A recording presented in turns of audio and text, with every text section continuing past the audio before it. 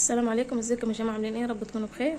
لو اول مره في قناتنا يا ريت تشتركوا وتفعلوا الجرس وتدوسوا الكل عشان يوصلكم كل جديد ان شاء الله. النهارده هنعمل مع بعض كشري مصري. دلوقتي هنبتدي بالبصل. اول حاجه هنا معايا بصل اهو، متقطع جوانح كده اهو. وهنا معايا معلقتين دقيق. هنحط الدقيق على البصل. الدقيق ده عشان يخلي البصل يقرمش معاكي، يبقى زي بتاع المحلات بالظبط. هنقلبه كويس اهو.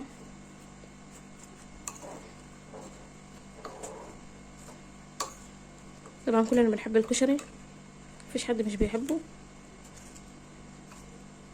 بدل ما تشتريه من بره يعني الطبق بقى ب20 وكده، اعمله في البيت سهل يعني مبياخدش وقت.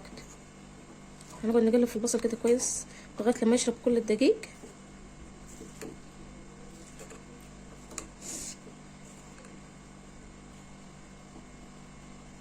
بس كده اهو. بصوا كلها. هنا معايا طاسه فاضيه، هنحط الزيت. اول حاجه هنبتدي بيها البصل. هننزل بالبصل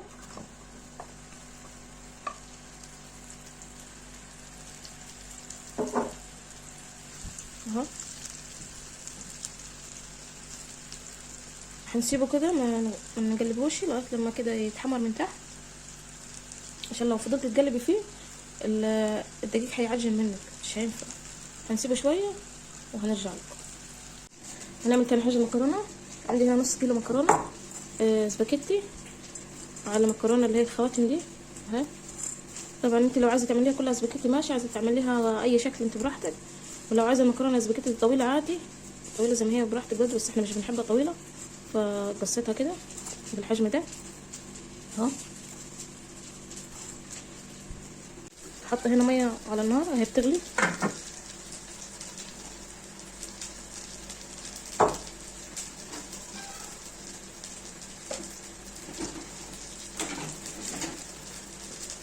هننزل بمعلقه كبيره ملح اهو، ملح.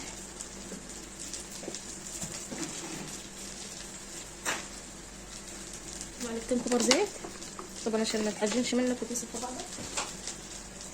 هننزل بالمكرونه اهو. بس كده. طبعا مش هنغطيها غطا كامل عشان ما تفرش وتكب منها. هنا البصل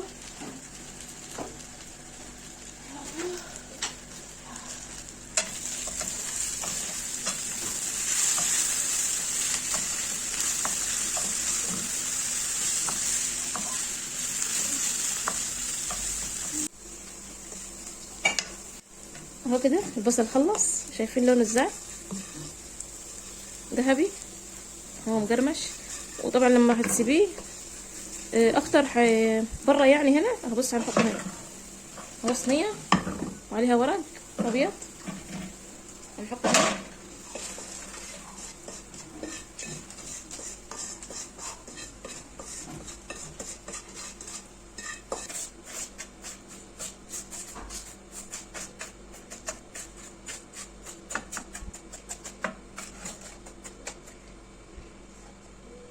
بس كده البصل خلص، شايفين ازاي لونه؟ هنسيبه على جنب. هنعمل باقي الرز بتاع الكشري. معانا هنا حله نظيفه اهو. هنا حطينا زيت البصل، هنحط عليه شويه زيت كمان. هننزل بالشعريه اول حاجه. طبعا انا بوريك الطريقه وانت اعملي على حسب المقدار اللي انت عايزاه. هنا انا عامله كوبايتين رز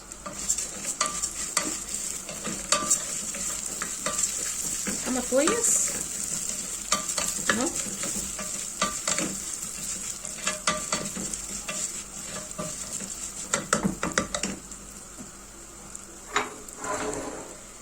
خلي بالك عشان الشعريه تتحمر بسرعه، ممكن لو سبتيها تتحرق منك. نفضل نقلب فيها لغايه لما تحمر. هنا معايا المكرونه هصفيها خلاص، هي كده استوت اهو. ابتدت تحمر اهي، يا دوب تبقى يعني يا دوب تبقى كده ذهبي ذهبي كده غامق شويه يعني مش فاتح خالص اهو.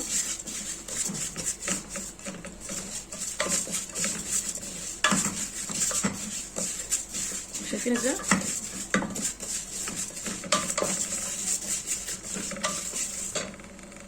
هننزل بالرز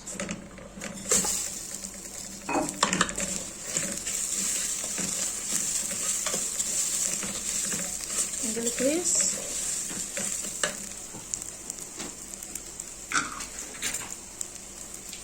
معلقة كبيرة فلفل اسود،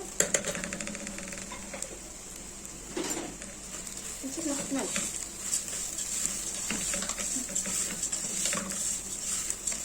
اهو. نحضر المية جنبينا. شايفين الرز؟ هنسيبه لغاية لما كده يخشول كده في الحلة، ميبقاش ملزق مع بعضه اهو. نقلب كويس. في ناس بتحب تحط المكرونة على الرز على الشعرية على كله على بعضه يعني، بس انا ما بحبش كده عشان طبعا بحس المكرونة بتعجن مع الحاجة، فبفضل المكرونة تفضل لحالها يعني تتسلق لوحدها كده احسن. كده خلاص اهو شايفين تمام. هننزل بالعدس. عدس طبعا سلقينه ونص سلقه اهو. نبدا نقلب.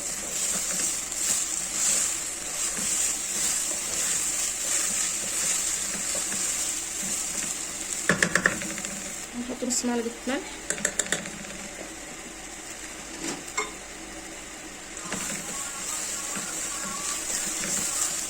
في الوقت ده هنغلي كوبايتين ونص ميه،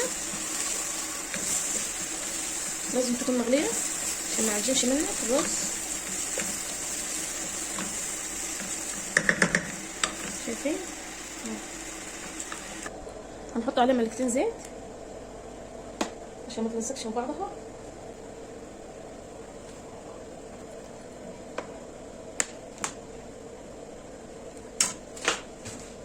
نقلب كويس نقلب كويس اهو.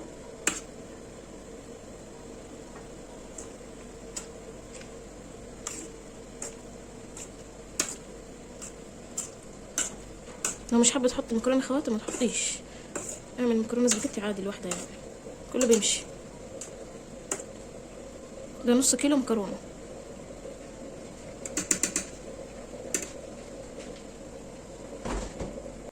هنا الرز خلاص كده تمام خلص.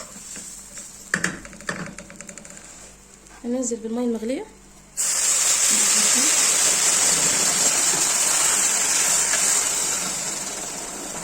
يعني يا دوب تغطي سطح الرز كده اهو. نحط شويه كمان بس.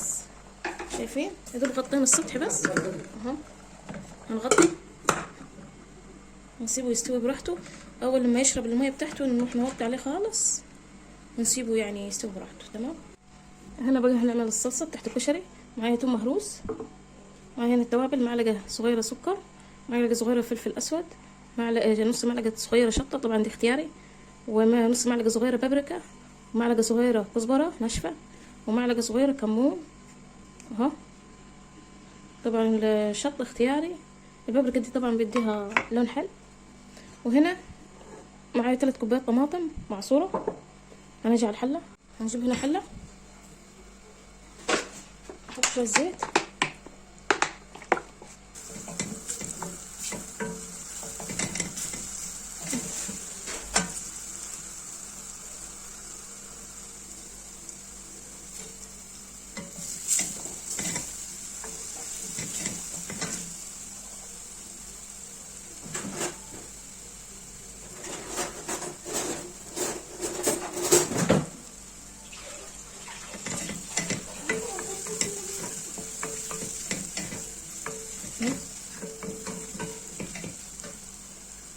منخلوش يتحمر يعني يدوب كده يصفى بس.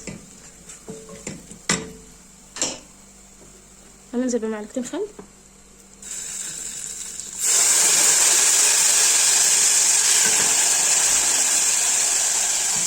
اهو. هننزل بالمكونات دي كلها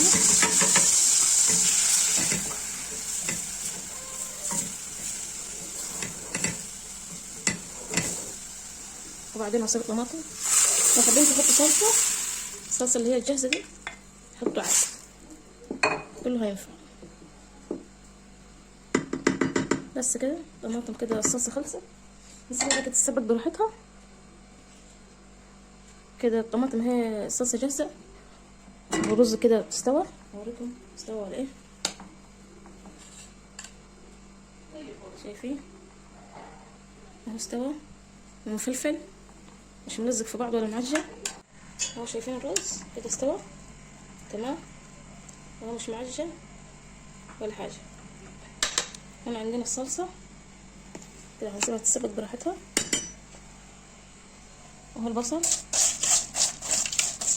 خلص، المكرونه اهي خلصت كده، ما بقاش غير الدقه.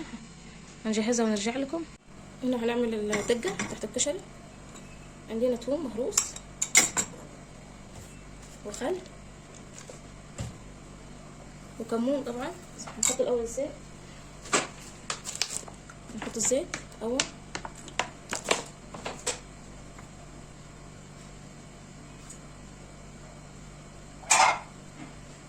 بعدين هنحط الثوم المهروس،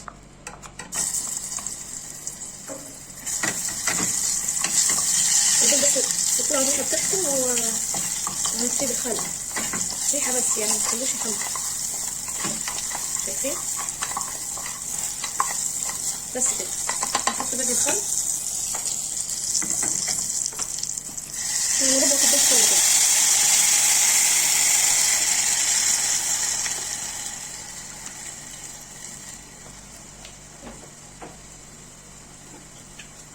نص كوبايه ميه، نص معلقه فلفل اسود،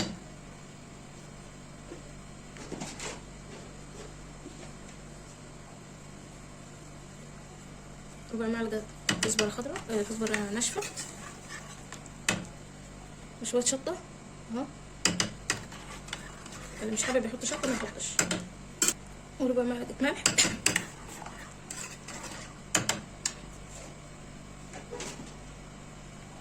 اللي وصل يا جماعه لغايه هنا معايا في الفيديو يا ريت تضغط لايك وتدوس اشتراك وتدوس الكل عشان يوصل لكم كل جديد ان شاء الله.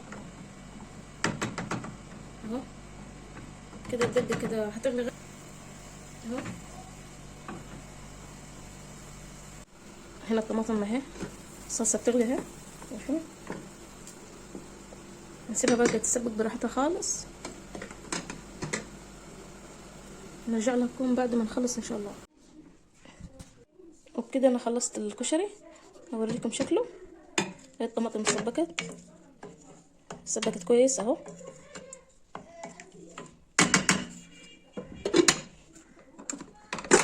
وهنا الرز اهو.